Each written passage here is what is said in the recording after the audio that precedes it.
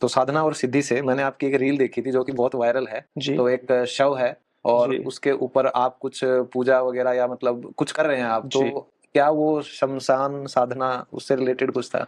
तो वो उससे क्या शमशान लगा? साधना नहीं है, वो शव साधना है। वैसे तो इंडिया में ये बैन है, वो शव साधना भी नहीं बोल सकते, बशर्ते उनकी फैमिली भी वही है जो हाँ। जिनका शव है वो। हम्म। तो उनको तारक मुक्ति हमारे यहाँ बोला जाता है। जैसे आपने काली माँ को देखा है, भगवान शंकर की छाती के ऊपर कैसे प्रत्यंगिरा मुद्रा में सवार होती है। जब माँ ये दक्षिण पांव एक शव की छाती के ऊपर रखती है और दूसरा पांव शव के इस जांग के ऊपर रखती है, तो इसको बोला जाता है प्रत्यंगिरा मुद्रा। और ये प्रत्यंगिरा मुद्रा के ऊपर विराजमान होकर के यदि तारक मंत्र यदि जो है शव के कान में फूका जाए, तो जिस व्यक्ति का मतलब मृत्यु हुआ है उसको मोक्ष प्राप्त हो जाता है। तो उसको किसी भी योनि में भटकने की फिर आवश्यकता नहीं होती। और प्रत्येक जो चांडाली क्रम के जो चांडाल होते हैं, और जैसे हम चांडाल कर्म करते हैं ना, तो हम लोग हैं और हम वामाचार्य लोगों को ये अधिकार होता है कि हम लोग तार की विद्या को जो फूक सकते हैं, या भगवान शंकर फूक सकते हैं कान में किसी के, या तार की विद्या को हम, या हमारे पास होती है तार की विद्या। अच्छा। जी, पूरे वामचार और कॉल मार्ग के अंदर होती है ये। तो हम लोग प्रत्यंगिरा मुद्रा में सवार होकर के उसके कान में यदि हम जो है वो तारक मंत्र फूकते हैं, तो उस शव का यदि दाह संस्कार कर दिया जाए, उसको ना तो उसको जो है मतलब कोई भी जो है मतलब बांध सकता है उसकी मृत आत्मा को, ना उसको परेशान करता है, उसको मोक्ष मिल जाता है। बशर्ते उनकी फैमिली के सामने ये चीज होती है, वो खुद उनकी फैमिली का रिक्वेस्ट था कि इनको मोक्ष मिल जाए, क्योंकि ये बीमारी से ग्रसित थी बहुत समय से। जी, इस चीज के कारण किया था। बाकी शव साधना का कॉन्सेप्ट है वो अलग है, वो उसका हम पब्लिकली हम विचार नहीं कर सकते यहाँ पे शव साधना का, क्योंकि वो इंडिया में थोड़ा बैन है। लेकिन उसकी थोड़ी बहुत जानकारी हम आपको दे सकते हैं शव साधना की। शव साधना में जब शवारूढ़ हुआ जाता है ना, बोला शवरूढ़ा महाभीमा घोरदिस्वा हंसमुखी, तो जो शव के ऊपर विराजमान होगा ना, उसको डरने घबराने भय का चक्कर नहीं है। शव साधना कहीं पे भी हो सकता है। शव साधना किसी खंडहर में हो सकता है, किसी शमशान में हो सकता है, हॉस्पिटल में भी हो सकता है, मुर्दा घर के अंदर। लेकिन जिसकी आत्मा का मंत्रण किया जा रहा है, जितने शव है वो सब जाग जाते हैं, और कोई नहीं चाहेगा कि हमारा दुरुपयोग हो। वहां उन सबसे साधक को खतरा होता है। वहां पे सिद्धासनी मुद्रा शव के ऊपर लगती है। सिद्धासनी मुद्रा पता कैसे होती है? दोनों पांव, जैसे आपने कई बार देखा होगा देवी माँ की मूर्ति के अंदर दोनों पांव शव की छाती के ऊपर होते हैं, और इसी दशा में शव के ऊपर बैठना पड़ता है। और ये जब इस शव के इस दशा में बैठते होते होते हैं सिद्धासनी असल में, और सिद्धासनी में शवासन जो है वो लेना पड़ता है। माने पुरुष हो तो उसको स्त्री का जो है शव लेना पड़ता है, और देखा होगा वो स्त्री थी। और अगर नारी हो तो उसको पुरुष का शव लेना पड़ता है, और उसकी योनि में पुरुष का वीर्य होना अनिवार्य है उस समय। तो ये की क्यों जाती है, इससे मिलता क्या है? जिस प्रकार से माँ काली शवरूढ़ हो जाती है जिस समय, उसी समय एक साधक जब माँ काली के प्रत्यक्ष दर्शन करना चाहता है, कुला वर्णन तंत्र का ये नियम है, और रसतंत्र विज्ञान का ये नियम है, और डाकनी तंत्र का ये नियम है कि जो व्यक्ति माँ पार्वती और माँ काली की साधना बिना शव साधना किए करता है, उसको कभी भी भगवती की प्रत्यक्ष सिद्धि नहीं हो सकती। माँ की प्रत्यक्ष सिद्धि प्राप्त करने के लिए, माँ को प्रत्यक्ष करने के लिए शव साधना सबसे बड़ी महासाधना बोली गई है। क्योंकि जो साधक शव साधना नहीं करता, वो सारा संसार तक ब्रह्मांड में भटक ले, उसको कभी भी माँ प्रत्यक्ष दर्शन नहीं देगी। और ये तंत्र मार्ग की, वामपंथ की और कौल मार्ग की सबसे प्रचंड साधनाओं में से एक है। मैं पूछ सकता हूँ आपने कौन कौन सी साधनाएं की हैं आज तक? साधनाएं तो अनेक हैं। 10 महाविद्याओं को हमने जीवन में सिद्ध किया है, और भारत में बहुत ही कम ऐसे साधक जन बचे हैं जिनको संपूर्ण 10 महाविद्याओं का ज्ञान है। और संपूर्ण 10 महाविद्याओं को सिद्ध करने के लिए साधक को शमशान साधना, गुरु साधना, इष्ट साधना, और शमशान साधना के साथ शव साधना का भी ज्ञान होना चाहिए। और ये हमारी साधना बहुत छोटी सी उम्र में हम कर चुके हैं, और उसके उपरांत कितने बार कर ली इसकी कोई गिनती नहीं है। अभी रिसेंटली अभी शिष्य बच्चों को सिखाना था इस चीज के लिए, तो अभी हम तारापीठ के मां शमशान में भी साधना को भी हाल ही अभी 4-5 दिन पहले ही परफॉर्म किया गया। तो ये जितनी भी आप साधनाएं करते हैं, हर सिद्धि, हर साधना से आपको कोई सिद्धि प्राप्त होती है? जी, प्राप्ति होती है हर चीज से। जैसे हमारे यहाँ 10 महादेवियां बोली गई हैं, महाविद्याएं। प्रथम काली हमारी जगदम्बा, इसके बगैर जीवन में प्राप्ति हो ही नहीं सकती। सभी का एक टारगेट होता है जगदम्बा, क्योंकि आदि मां पराशक्ति है। और आदि पराशक्ति के दर्शन कौन नहीं करना चाहेगा अपने मोक्ष के लिए? जो देवी मां के दर्शन कर ले उसका मोक्ष हो जाएगा। हम लोगों का पूजा का आधार ही होता है कि अब इस जीवन में आए हैं तो आगे हमें मोक्ष प्राप्त हो जाए, हमें पुनः इस जीवन में ना आना पड़े, वापस हमें इस संसार के माया जाल में ना पड़ना पड़े, दोबारा हम इस योनि चक्र से दोबारा हम ना निकले। सबसे पहला तो आधार ये होता है, मोक्ष हम सबका आधार होता है।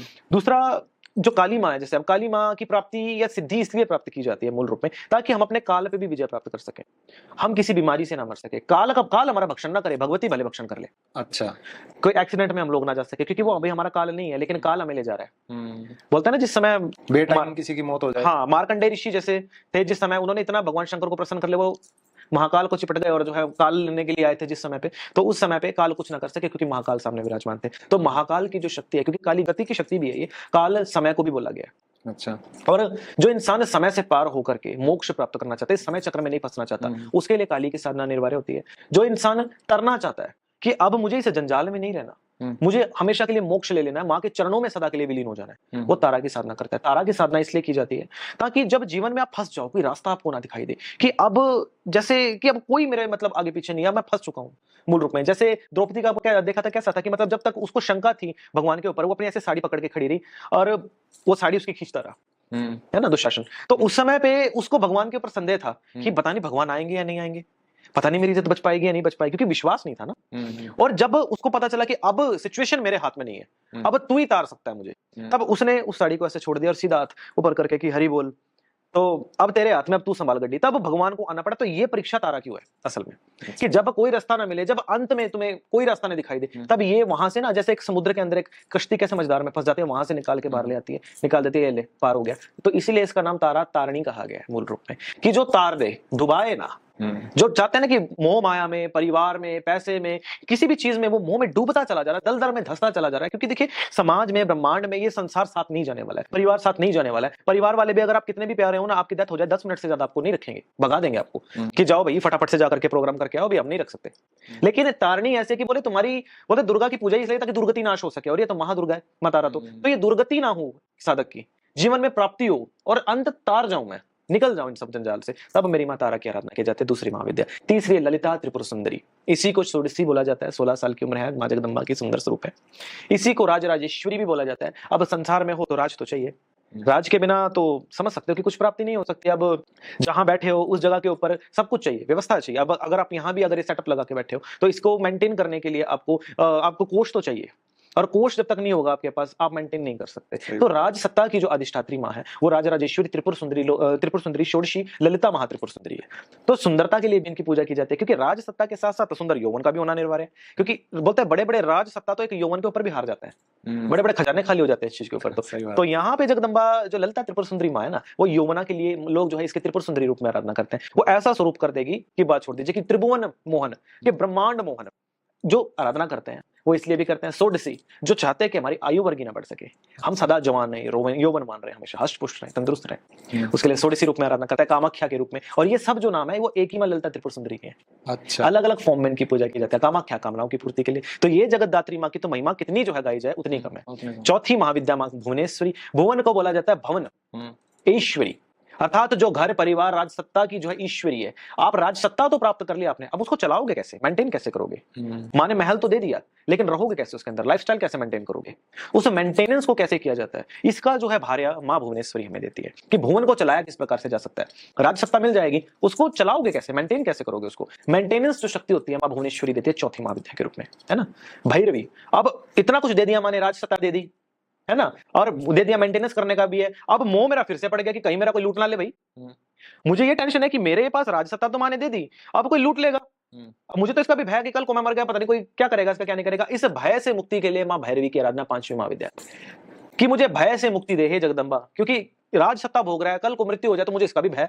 लेकिन ये तो अटल सत्य है, मरने से तो हर कोई डरता है, लेकिन सत्य भी तो है ये। तो सत्य को स्वीकार करने से डरते हैं, मरने से कोई नहीं डरता, क्योंकि मरना सभी को है ना। तो उस भय जो तुम्हारे मन के अंदर हो, कोई भी किसी भी प्रकार का एनी काइंड ऑफ फियर, वो मां जगदम्बा भैरवी खत्म कर देती है। बोला उत्तर भानु सहस्त्र कांति मरुणा शिवमात शिरो मालिका, अर्थात इसके ध्यान में कितना अच्छा बोला गया ना, मन के अंदर विचारों का एक गठड़ी बन करके जो है सामने आती है ना, और उसका भय का नाश। जैसे एक पत्थर आपको एक रहता है ना कि मतलब मेरे पास चोरी हो जाएगा, उठा करके फेंक दिया, अब है नहीं है ना, तो भय किस बात का।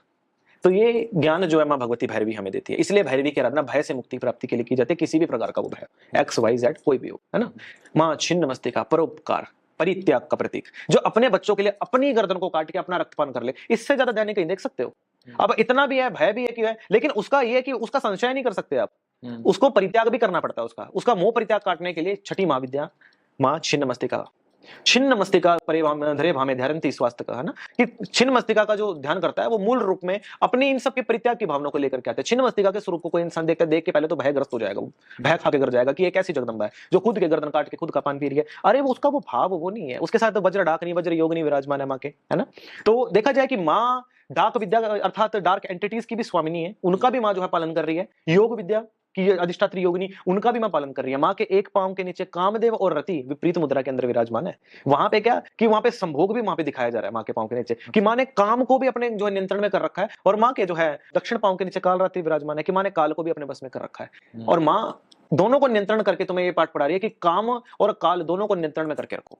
क्योंकि काम अधिक बढ़ गया तो तेरा काल बन जाएगा वही, और काल को ऐसे अगर तू भय खा गया तो इसी प्रकार से तेरी गर्दन कट जाएगी कहीं ना कहीं। तो इन सबसे मुक्ति प्राप्त करने के लिए ये कि या तो तू तंत्र मार्ग के लिए डाकनी का, या योग मार्ग के लिए तू जो है योगिनी का चयन कर, भक्ति कर अच्छे से। तो अष्टांग योग से भी मां की आराधना होती है ना, सिर्फ तंत्र मार्ग से नहीं, अष्टांग योग के माध्यम से भी मां की आराधना होती है। और जो वज्र डाकनी है वो तो हमारी है तंत्र की अधिष्ठात्री मां। वो डाकनी का मतलब कहता है डाक लेना, डाका मार लेना, जो तुम्हारा नहीं है वो तुम्हें लगा दे देना। अच्छा। मुझे अगर पसंद आ जाए, ये कैमरा पसंद आ जाए है ना, तो ये मुझे चाहिए, कहीं से भी चाहिए, किसी का भी चाहिए मुझे है, तो वो डाका मार के ले आएगी। That is called the dakini. जो किसी की भी चीज को, किसी भी चीज को वो छीन के तुम्हें ला के दे, जो भाग्य में नहीं है वो भी तुम्हारे भाग्य में लिख दे, दैट इज कॉल्ड द डाकनी। और ये भी उपमहाविद्याओं के अंदर आती है और मां के समान ही शक्तिशाली होती है।